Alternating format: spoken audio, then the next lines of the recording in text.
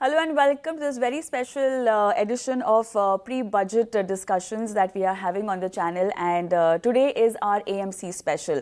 और जब भी बात होती है AMCs की, फंड हाउसेस की, तो हमारे पास दिग्गजों के नाम सबसे पहले शामिल हो जाते हैं और इसीलिए today on the panel I have with me DP Singh from SBI, I have Mihir Vora from Trust Mutual Funds and our very own expert Sunil Subramaniam. Thank you so much all three of you for joining us today. और इस discussion को हम आपके चलते तो खास बनाएंगे ही बनाएंगे, लेकिन आप तीनों के ऊपर जिम्मेदारी है इसको बहुत खास बनाने की। ये मैं इसीलिए बोल रही हूँ क्योंकि इस पूरी चर्चा को हम 3 भागों में डिवाइड करेंगे, because the way we are looking at the budget and the way I want you to explain our viewers about the budget is from the विकसित Bharat perspective, from an industry perspective, AMC industry perspective, investor perspective, और आखिरी में tax payer, क्योंकि आप एक tax payer भी हैं, आप तीनों। तो उस नज़रिए से भी मैं चाहती हूँ कि आप बजट और उनकी एक्सपेक्टेशंस को लेकर, आपकी एक्सपेक्टेशंस को लेकर हमसे आज बात कीजिएगा।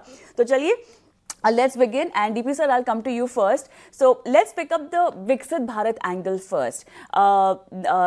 चुनाव के बाद सरकार का पहला फुल बजट है और ऐसे में उम्मीदों की झड़ी लगी हुई है। सेक्टर्स की बात करें, इन्वेस्टर्स की बात करें, इंडस्ट्रीज की बात करें या टैक्स पेयर्स की बात करें, but very important thing that we really have to keep in mind is कि जो रिफॉर्म्स की जो झड़ी है, जो हमने इंटरिम बजट में जो उसकी झलक देखी थी, कितना कंटिन्यूएशन उसमें किया जा रहा है। बिकॉज जो सेंस हमें आ रही है, आप बता सकते हैं अगर हम थोड़ा सा गलत सोच रहे हैं, stability is what we are looking at. क्या कहेंगे आप? बिल्कुल सही कह रही हैं कविता जी आप। Stability is something which is very very important at this point of time.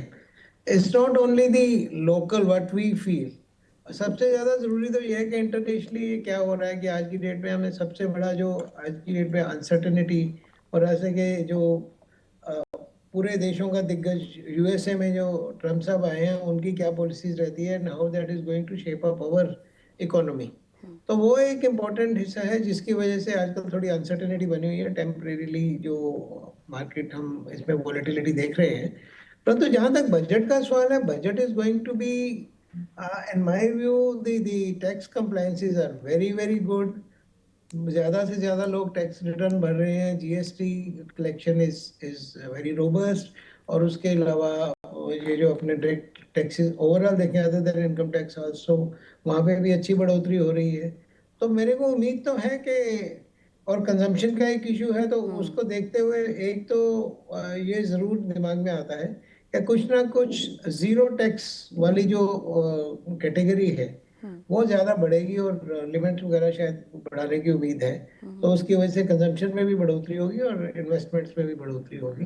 तो ये तो एक चीज हम अभी बजट में देख रहे हैं। परंतु स्टेबिलिटी, फिस्कल डिसिप्लिन तो ज्यादा है, परंतु जो इकोनॉमिस्ट है उनका भी ये विचार है कि फिस्कल के ऊपर कम ध्यान देके ज्यादा ध्यान इस पे देना चाहिए कि कैसे कंजम्पशन वापस आए और ताकि लोग कंपनीज की प्रॉफिटेबिलिटी, मार्केट सारी ठीक हो जाए। तो देखते हैं अभी फाइनेंस मिनिस्टर साहिबा का क्या विचार है इसके बारे में। ऑलराइट, सेम क्वेश्चन मिहिर, मैं आपके पास आना चाहती हूँ वही सवाल लेकर। विकसित भारत की गाड़ी को आगे बढ़ाने को लेकर तमाम समीकरणों को हम ध्यान में रखते हुए ट्रम्प साहब की तमाम रणनीतियों को भी हम क्योंकि अब कंसिडर करना चाहेंगे, हालांकि इसकी छवि बजट पर हमें ना ही पड़ती हुई दिखाई दे, बट उसके बावजूद भी किस तरह का माहौल हमारे लिए बनता हुआ दिखाई दे रहा है आपके मुताबिक, मिहिर? नमस्कार कविता। देखिए, विकसित भारत एक एक कॉन्सेप्ट है जिसको होलिस्टिकली हमें देखना पड़ेगा।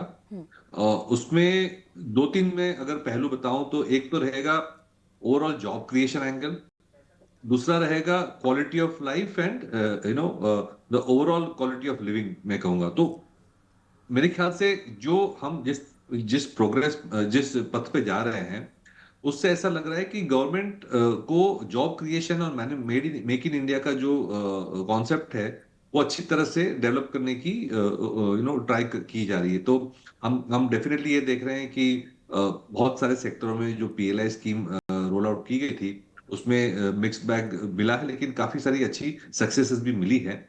और हम रिसेंटली भी देखें तो काफी नए नए सेक्टर्स में PLI schemes manufacturing in India के लिए रोल आउट की जा रही है। मेरे ख्याल से बजट में ये एक बड़ा पॉइंट होगा कि पीएलआई और कौन से नए सेक्टर्स इंक्लूड किए जा रहे हैं और किस हद तक पीएलआई का सपोर्ट इंडियन मैन्युफैक्चरिंग इंडस्ट्री को मिल सकता है। दूसरा एक मैं देख रहा हूं कि FY25 में ऐसा लग रहा है कि जो गवर्नमेंट का कैपिटल एक्सपेंडिचर था, स्पेंडिंग, वो बजट से शायद कम रहने वाला है। ये अच्छी बात नहीं है क्योंकि अभी भी जो कंजम्पशन लेड ग्रोथ है वो वीक है। तो गवर्नमेंट स्पेंडिंग ऑन कैपेक्स की जरूरत है ग्रोथ को सपोर्ट करने के लिए। और एनीवे हमारे यहाँ पे इंफ्रास्ट्रक्चर वगैरह कमी है, तो ये तो स्पेंडिंग करनी ही चाहिए। तो FY26 में गवर्नमेंट स्पेंडिंग कैपिटल एक्सपेंडिचर में खास करके इंफ्रास्ट्रक्चर, डिफेंस, रेलवे में कितनी रहेगी, वो एक इम्पोर्टेंट नंबर है देखने का। और थर्ड इज मैं कह रहा हूं कि मुझे लग रहा है कि जिस तरह से ग्लोबल अनिश्चितता बढ़ रही है, खास करके ट्रंप और चाइना की वजह से, प्रेसिडेंट ट्रंप और चाइना की वजह से, तो ऐसा लग रहा है कि अमेरिका जो है वो काफी प्रोटेक्शनिस्ट बन सकता है। इंपोर्ट ड्यूटीज काफी वहां लग सकती है, which means that US import करना डिफिकल्ट हो सकता है। उसका उसका जो इम्पैक्ट हो सकता है कि चाइना की डंपिंग बाकी कंट्रीज में बढ़ सकती है। तो मेरे ख्याल से इंपोर्ट ड्यूटीज जो है वो भी बढ़ने की उम्मीद हो सकती है, क्योंकि ऐसा नहीं किया तो हमारी मैन्युफैक्चरिंग इंडस्ट्री डैमेज हो सकती है और जो विकसित भारत का जो हमारा एम है वो पीछे जा सकता है। तो मेरे ख्याल से डोमेस्टिक इंडस्ट्री को पीएलआई स्कीम्स, इंपोर्ट ड्यूटीज और टैक्स ब्रेक्स देके कैसे डेवलप किया जाए और कंजम्पशन को कैसे सपोर्ट किया जाए, वो हमें राइट। देखना चाहिए ये थीम के लिए। सेकंड इज एजुकेशन और हेल्थ केयर में कितना स्पेंडिंग कर रहे हैं, बेसिकली सोशल सर्विसेज में कितना स्पेंडिंग कर रहे हैं, वो भी इंपॉर्टेंट रहेगा। क्योंकि इसके बिना हमारी जो क्वालिटी ऑफ लाइफ है और जो प्रोडक्टिविटी है वो नहीं बढ़ सकती लॉन्ग टर्म में। तो ये 2-3 पॉइंट्स हमें देखने हैं बजट में विकसित भारत के एंगल से। सुनील सर, मिहिर की बात को आप कितना आगे ले जाना चाहेंगे? क्योंकि जब हम इमर्जिंग देशों की बात करते हैं, हमारे जैसे देशों की बात करते हैं, तो भारत सबसे आगे खड़ा है अपनी तमाम नीतियों को ध्यान में रखते हुए, और बहुत मजबूती के साथ आगे खड़ा है। दुनिया भर की नज़रें जो हैं हम पर हैं। किसी भी तरह से हम अपनी ग्रोथ को लेकर, अपनी नीतियों को लेकर, we can not derail on any of these angles, on any of these aspects. Do you think we have the bandwidth कि हम थोड़े से ठोस कदम ले सके इस बजट में? Do you think is there possibility, या आपको लगता है कि स्टे पुट रहे, जस का तस जो है वो ही रखे, वो बेहतर होगा, जो दोनों ने भी कहा हमारे पैनलिस्टों ने? मेरा मानना है कि ये बहुत सबसे इम्पोर्टेंट बजट मैं कहूँगा, क्योंकि कारण ये है कि देखिए 10 साल से ये गवर्नमेंट ने इंफ्रास्ट्रक्चर के ऊपर बजट आफ्टर बजट फोकस किया है, और इस साल को छोड़कर हर साल उन्हें खर्चा भी वही तरफ से किया है। फिर भी जीडीपी ग्रोथ हमारी 7% से ऊपर नहीं जा पा रही है, अटक गई है। At the same time consumption की बढ़त क्यों नहीं हो रही है? क्योंकि कोविड के बाद जो भी जॉब क्रिएशन, जो भी इनकम डेवलपमेंट हुआ है, उसमें एक के शेप्ड रिकवरी हुआ है इनकम्स में। यानी जो ज्यादा कमाते हैं, हमारी एवरेज पर कैपिटा इनकम आप देखें तो करीबन 2800 के करीब है, मगर मैं मानता हूं कि उसमें 4000 से ज्यादा डॉलर कमाने वाले की गिनती बढ़ गई है, और ज्यादातर लोग $1500 के लेवल पे है। इसलिए वो कंजम्पशन की बढ़त नहीं हो रही है। तो इस बार गवर्नमेंट को कॉन्शियसली रेवेन्यू एक्सपेंडिचर पे ज्यादा ध्यान देना पड़ेगा, क्योंकि जैसे मेयर जी ने कहा, इस साल शायद वो पिछले साल की जो बजट में उन्होंने कहा कि इतना खर्चा प्लान कर रहे हैं उतना नहीं कर पाएंगे, उसके ऊपर थोड़ा ग्रोथ तो दिखा सकते हैं, मगर ज्यादा अलोकेशन, क्योंकि फिस्कल सिचुएशन कंफर्टेबल है। इनकम टैक्स और जीएसटी, जैसे डीपी साहब ने कहा, दोनों कंफर्टेबल है, और फिस्कल डेफिसिट भी पहले 9 महीने में देखें तो कंफर्टेबल स्थिति में है। तो इसलिए इस साल meeting the fiscal deficit target का प्रॉब्लम नहीं है, मगर रिएलोकेशन ऑफ द एक्सपेंडिचर यानी रेवेन्यू के ऊपर देना चाहिए, ताकि बॉटम ऑफ द पिरामिड में ज्यादा पैसा जाए। एक इवेंट डेवलपमेंट नहीं हो रहा है देश में, रिच आर गेटिंग रिचर और पुअर वहीं पे रह रहे हैं, उनकी भी इनकम बढ़ रही है but not with the speed that's happening. तो ये बैलेंसिंग द बजट इस बार, और खास चीज ये है कि एफडीआई की पैसा भी थोड़ी स्लो डाउन हो गई है इंटरनेशनल अनसर्टेनिटी के कारण। तो वापस एफडीआई को अंदर लाना है, तो पीएलआई के ऊपर शायद फॉरेनर्स के लिए कुछ ना कुछ, फॉरेन डायरेक्ट इन्वेस्टर्स के लिए कुछ ना कुछ एक सब्सिडीज या कुछ ज्यादा देने की जरूरत है, क्योंकि अल्टीमेटली बिना फॉरेन कैपिटल के इंडिया आगे नहीं बढ़ सकती है। सेकेंड चीज ये है कि कैपिटल मार्केट का अहम, क्योंकि ये डेवलपमेंट को फाइनेंस करने के लिए कैपिटल मार्केट की जरूरत पड़ती है, बैंकिंग सिस्टम पूरी लोड नहीं उठा सकती है। तो मेरे लिए कैपिटल मार्केट के लिए सपोर्टिव कुछ मेजर्स भी इस बार देने की जरूरत होगी। और तीसरी चीज मैं मानता हूं कि टैक्स कट्स की बात किया डीपी जी ने, यस बहुत इंपॉर्टेंट है, क्योंकि इन्फ्लेशन एक core food inflation high level पे होने के कारण लोगों की कंज्यूमर सरप्लस घट रही है। वो घटने के कारण कंजम्पशन की सेंटिमेंट भी घट गई है, तो मास मार्केट कंजम्पशन नहीं बढ़ रही है और इसका इंपैक्ट दिख रहा है। कैपेसिटी यूटिलाइजेशन अटक गया है 75-76% में। तो अगर वो 80 पार होती है तभी प्राइवेट कैपेक्स भी हाथ दे सकती है। तो बिगेस्ट फेलियर हमारे देश में जो हुआ है इस चीज में, जहां पे हम 7-8% जीडीपी ग्रोथ में नहीं जा पा रहे हैं, वो है प्राइवेट कंजम्पशन और प्राइवेट कैपेक्स। तो इन दोनों को इस बजट में उसके ऊपर फोकस ज्यादा देना पड़ेगा कि कैसे हम एक consumption at the bottom of the pyramid और एक प्राइवेट कैपेक्स को हम सपोर्ट दे सके, चाहे तो पीएलआई स्कीम में कुछ लिबरलाइजेशन करके, जो भी करके। ये मुद्दा मैं मानता हूं इस बार फाइनेंस मिनिस्टर को एड्रेस करने की जरूरत है। तो मैं ये ठोस डिसीजन लेना बहुत इंपॉर्टेंट है। ऐसा नहीं कि ये साधारण बजट छोड़ के जा सकते, तब डेफिनेटली डिसअपॉइंटमेंट होगा, ना ही डोमेस्टिक म्यूचुअल फंड और इन्वेस्टर्स के लिए, मगर इवन फॉरेन इन्वेस्टर्स भी यही उम्मीद कर रहे हैं कि कुछ खास इस बजट में एक लॉन्ग टर्म डायरेक्शन, जहां पे प्राइवेट कंजम्पशन और प्राइवेट कैपेक्स दोनों जबरदस्ती से आगे बढ़ सके, इसके ऊपर कुछ ना कुछ डिसीजंस उनको स्ट्रॉन्ग डिसीजंस अनाउंस करना ही पड़ेगा। ऑलराइट, तो इन पैमानों पे क्लैरिटी की बहुत ज़रूरत है। And before I begin my second round of questioning, आप तीनों को मैं ये बता दूं कि towards the end of this show दो सवाल आपसे पूछे जाएंगे, इसीलिए पहले बता रही हूँ सो आप लोग सोच के रखें आपके क्या जवाब हो गए। I just want to give you enough time. So the question will be, अगर आपको वित्त मंत्री बना दिया जाता, if you would have been the finance minister, एक डिसीजन जो आप लेते और एक डिसीजन जो आप बिल्कुल भी नहीं लेते, ये बताना पड़ेगा कि ये मैं कौन सा नहीं लेता, ठीक है। तो ये towards the end of the show will be doing this round. And director साहब मुझे बता दीजिएगा, because I want to give enough time to our panelist to explain the reason why उन्होंने ये कमेंट दिया है। But anyways, second part of the discussion is as an industry representative. आप तीनों से मैं चाहती हूँ कि आप अपनी अपनी बातें रखें सामने। और मिहिर, शुरुआत मैं आपसे करना चाहती हूँ। किस तरह से, देखिए कोविड के बाद हमने निवेश की परिभाषा हमारे देश में बदलती हुई देखी है। निवेशकों का रुझान, आप भले ही डीमैट अकाउंट्स की बात करें, एसआईपी के नंबर्स की बात करें, जागरूकता बहुत ज़्यादा आती हुई हमें दिखाई दी है। ये मौका हर किसी के लिए, देश के लिहाज से भी अगर हम देखें, इन्वेस्टर एजुकेशन, फाइनेंशियल लिटरेसी को आगे बढ़ाने का है और आप जैसे एएमसीज को और मौका देने का है। एसबीआई ने बहुत उम्दा काम भी यहाँ पर किया है, जिस तरह से उन्होंने छोटे मझौले शहरों में भी जा जाकर जो है इसकी पहचान बढ़ाई है। पुख्ता तरीके से हमने देखा है कि लोगों को आमंत्रित किया है, उनको भागीदारी दी है इस इक्विटी बाजार में। बट और किया जा सकता है, वी ऑल नो दैट। क्या कुछ किया जा सकता है, क्या कुछ करना चाहिए, बिकॉज हम उस छोर पे हैं जहां पे इस इंडस्ट्री को बहुत स्ट्रॉन्ग सपोर्ट की जरूरत है। मिहिर, आप स्पेसिफिकली म्यूचुअल फंड इंडस्ट्री के बारे में पूछ रहे हैं, जी राइट? हाँ, जी हाँ। तो आई थिंक सबसे बड़ा तो मेरे ख्याल से एक स्टेप जो होना चाहिए वो फिक्स्ड इनकम प्रोडक्ट्स को ज्यादा अट्रैक्टिव बनाना चाहिए। हमने देखा है कि पिछले 2 साल में काफी सारे जो टैक्स वगैरह ट्रीटमेंट थे फिक्स्ड इनकम फंड्स के, वो जो बेनिफिट्स थे वो विड्रॉ किए गए हैं कैपिटल गेन्स वगैरह के, इंडेक्सेशन वगैरह के। तो उसकी वजह से फिक्स्ड इनकम जो कैटेगरी वो ग्रो नहीं हो रही है। और ऑन द अदर हैंड हम देख रहे हैं कि सेबी, आरबीआई, गवर्नमेंट स्टेप्स लेना चाहती है कि बॉन्ड मार्केट कैसे ज्यादा लिक्विड होए, बॉन्ड मार्केट कैसे डीप होए, वाइड होए।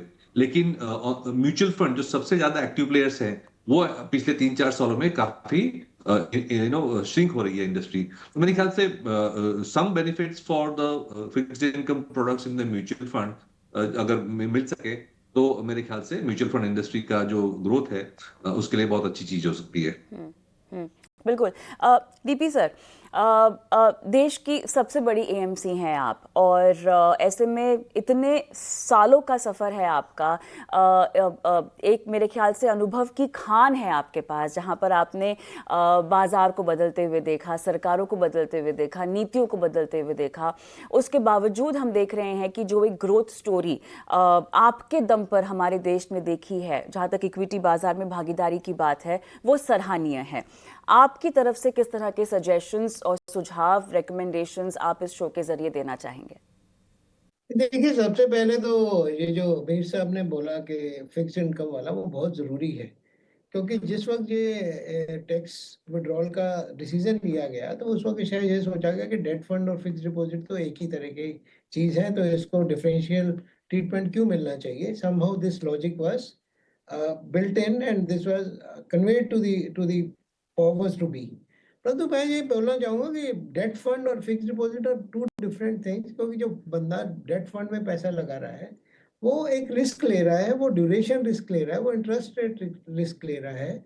तो ये रिस्क रिवार्ड तो चाहिए कुछ। अगर जब तक रिस्क रिवार्ड नहीं होगा, तो बंदा पैसा क्यों लगाएगा? आज की डेट में जैसे मीर साहब ने बोला कि मार्केट श्रिंक हो रही है, specially on fixed income side.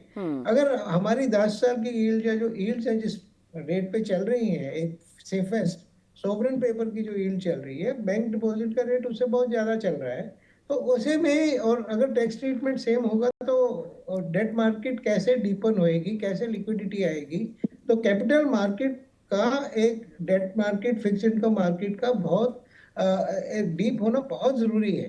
तो ये कंट्री के भी हित में है, सरकार के भी हित में है और इन्वेस्टर के भी हित में है। तो इसके लिए ये बहुत जरूरी है कि इसके ऊपर कुछ ध्यान दिया जाए, क्योंकि जब तक कैपिटल मार्केट और landing will go hand in hand, capital market investing in corporates and borrowing by the corporates. तो अगर इसको एक सही बैलेंस करना है, तो इसको एक कुछ ना कुछ इसमें सुझाव तो यही है, जैसे मीर साहब ने भी बोला कि हमें कुछ दिखाई देना चाहिए कि हाँ, इसमें कुछ फायदा है आपको लगाने का, ताकि लोग थोड़ा रिस्क लेके, और उनको कुछ रिवार्ड भी मिलना चाहिए सरकार की तरफ से। तो वो एक अति आवश्यक चीज है। और इसके अलावा ये जो टैक्स लॉज पीछे किए गए, आज की डेट में फिक्स इनकम को एक हाइब्रिड फंड के थ्रू ही खेला जा रहा है। तो उनके ऊपर भी देखना ये बहुत जरूरी है कि how to make it more attractive, ताकि good balance of fixed income products and equity products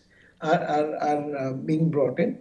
तो उसके ऊपर मेरे को लगता है कि अगर फिक्स्ड इनकम वाले मुद्दे को अगर अच्छे से रिस्पॉन्ड किया जाता है बजट में, तो I don't think mutual fund industry need something else. बाकी रही म्यूचुअल फंड इंडस्ट्री की, इसको और आगे ले जाने की और पेनिट्रेशन की, तो उसमें एक चीज तो बड़ी क्लियर हो गई है, पूरी इंडस्ट्री ने इकट्ठा होकर म्यूचुअल फंड सही है सबको समझा दिया है। परंतु अब किसके लिए क्या सही है, अब सेकंड स्टेज पे हम आ गए हैं, जहाँ पे हमें ये देखना बहुत जरूरी है कि सोल्यूशन बेस्ड सेलिंग कैसे की जाए rather than product based selling. And concept selling and solution based selling वो बहुत जरूरी है। और उसके लिए ये जो मार्गदर्शन है, ये गवर्नमेंट की पॉलिसीज, टैक्स लॉज वगैरह, ये एक बहुत महत्वपूर्ण भूमिका निभाते हैं उसमें।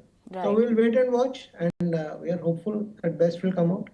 Exactly. No, on the last part, your bang on solution-based product. I think that is going to be a long-term strategy, और ये एक trajectory है. It's like a go-to strategy for the industry and even from an investor's perspective. Sunil sir, आप क्या कहेंगे? मैं दो चीज कहूंगा।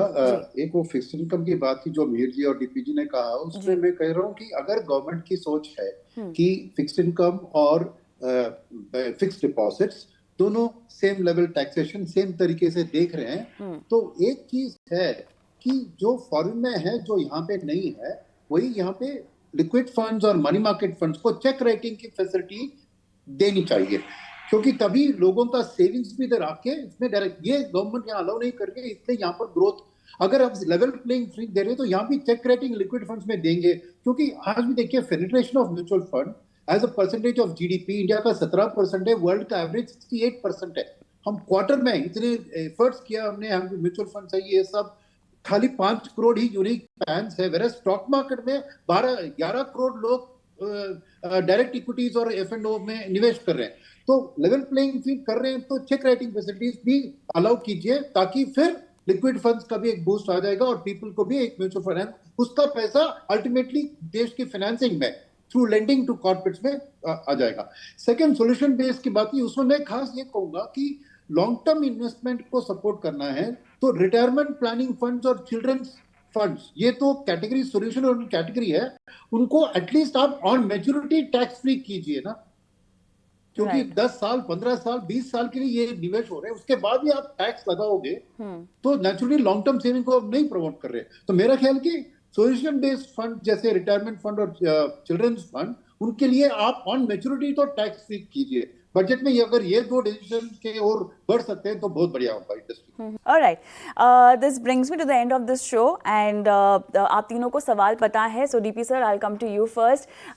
एक फैसला जो जरूर ही आप लेंगे और एक फैसला जो आप बिल्कुल भी नहीं लेंगे।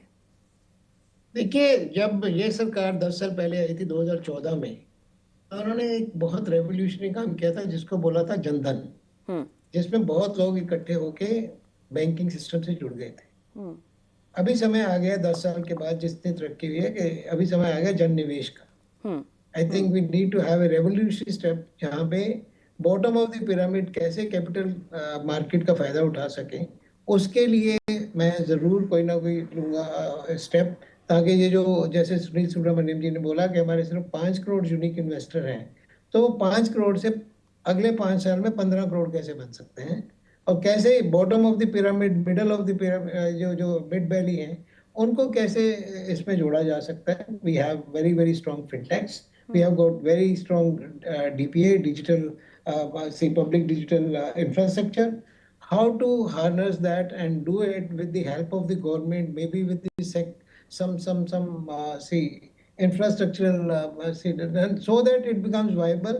और ज्यादा से ज्यादा लोग ना के ओनली बाहर के लोग पैसे यहाँ पे जो ग्रोथ स्टोरी का फायदा उठा सकें, पर हर एक हिंदुस्तानी फैमिली अपनी कैपिटल मार्केट का फायदा उठा सके, वो देखना बहुत जरूरी है। More penetration, more positive.